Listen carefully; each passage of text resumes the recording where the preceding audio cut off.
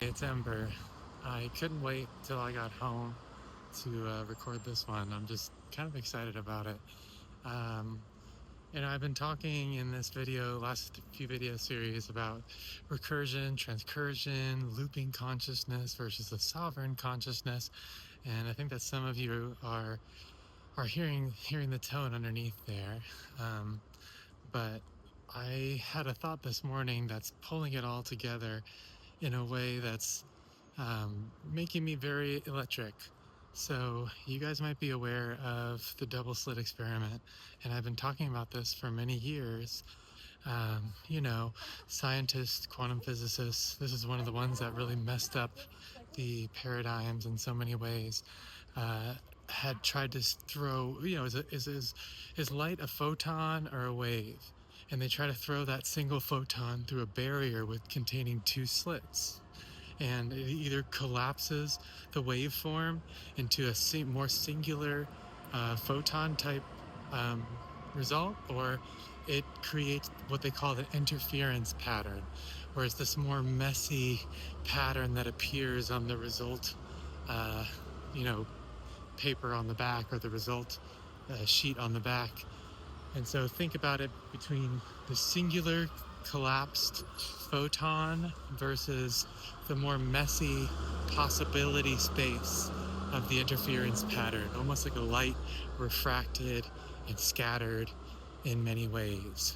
And so when we're talking about looping consciousness, we're talking about people who have never taken their own sovereignty, like their sovereignty into their own hands.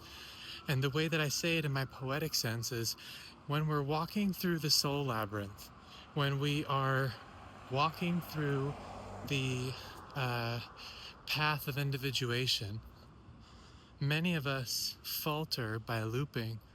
Many of us falter by not letting the light all the way through, by not letting the variables of reality shine all the way through us.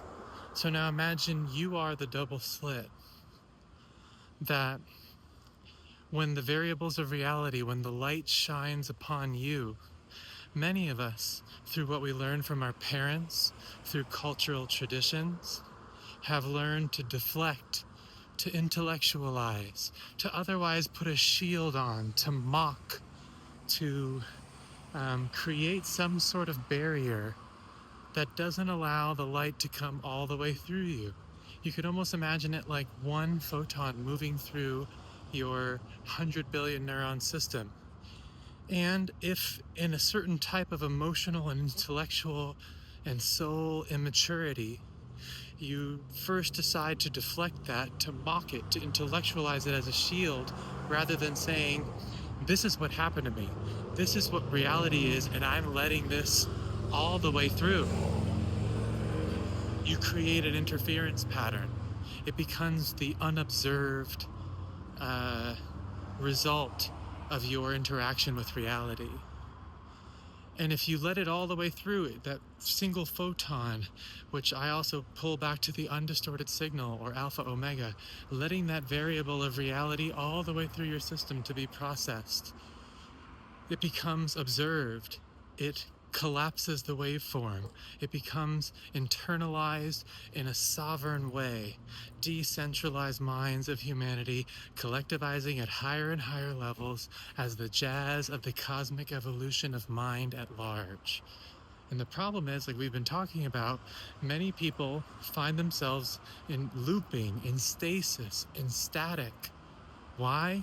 Because they've never taken it upon themselves to actually look. That when they walk through the soul labyrinth, they've learned to hide behind shields of pain rather than actually looking, rather than actually sovereignly internalizing.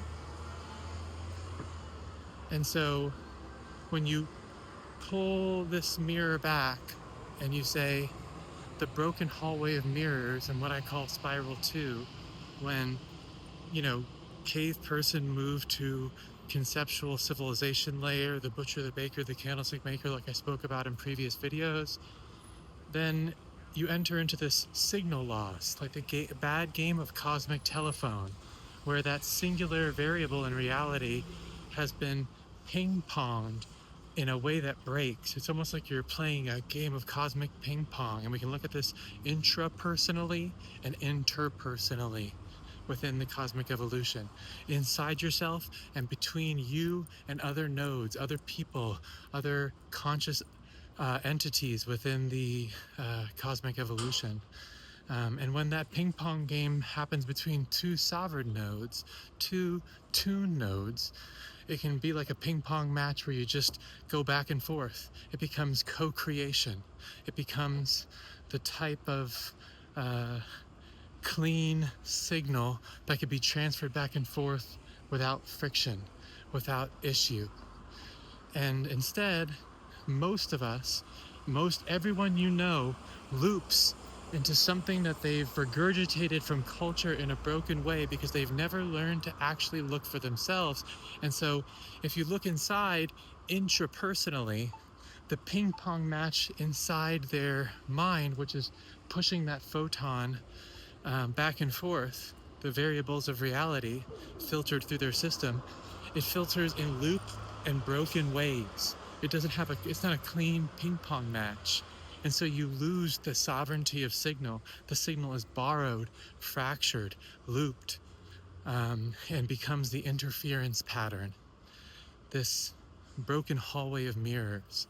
And most people are looping in that and taking versions of culture and trying to graft them into their experience in these shielded ways that doesn't allow for true sovereign knowing. Again, true sovereign knowing at a collective level is decentralized minds of humanity collectivizing at higher and higher levels, harmonizing that one root tone again and again and again in their own way, using concepts and intellectualizations as glass, transparent glass, instead of actual hallways that corral them and shield them from actual sovereign signal. And so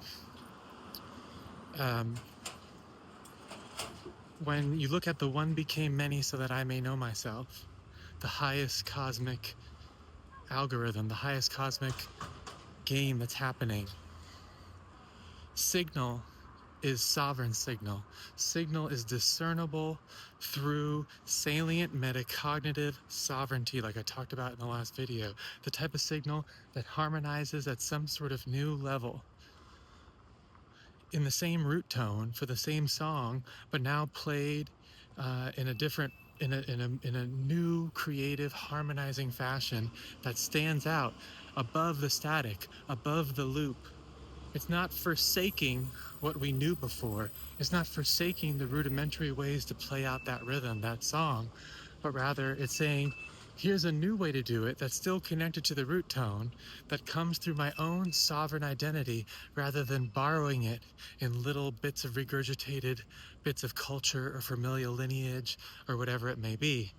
And so going back to the double-slit experiment, we have true sovereign signal in the collapsed observed waveform versus the interference pattern, the broken hallway of mirrors that instead scatters that signal like a bad game of cosmic telephone. And all of us, even when you think about it in terms of like democracy, the free marketplace of ideas, these are things that depend on a freedom of thought. And what is freedom of thought but for our ability to filter in the variables of reality, the variables of culture, and spit it back out in our own way that's not borrowed, but borrowed in ways that become sovereign because you've let that light all the way through. You've looked. And so when you relate this, for example, to issues like, again, I've been talking about it, AI cults, thinking of AI as God, psychedelics, and even narcissism. Narcissism is an issue of an immature mind that's never let their own light all the way through to create a sovereign signal. They've shielded themselves, probably because of pain in their life, in a way that they would rather mock deflect, silence, and control, rather than creating their own sovereign signal, which depends on being vulnerable and permeable to that ping pong within intrapersonal and interpersonal reality. And so when people, whether it's narcissism or dealing with the spirals of delusion that's being talked about in the media with AI mirrors and stuff like that, or even people freaking out about psychedelics and hating on the acid head of the 60s, most of us have never, ever actually created sovereign signal within us.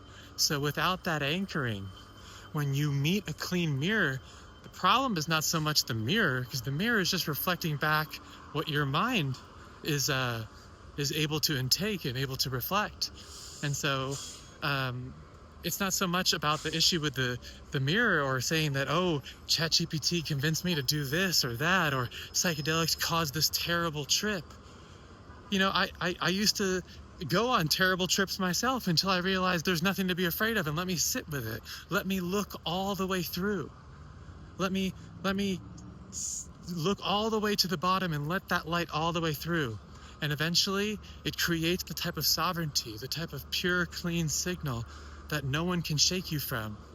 You can always take others' opinions, use them as glass. You could always take culture as glass, but you will forever have that root in that anchored, embodied knowing that is a true sovereign sense of self. And so when you run into this media hype over ChatGPT delusion, we're coming up with a new mirror that no one is used to in society. And what is it doing? It's unveiling that no one has been holding their sovereign signal, and that all of us have generally borrowed from similar news stories, things that you learned, just to take shortcuts. Not to actually take the light all the way through, but to take shortcuts to prevent pain in a way that you never learned to stand up as your own sovereign self.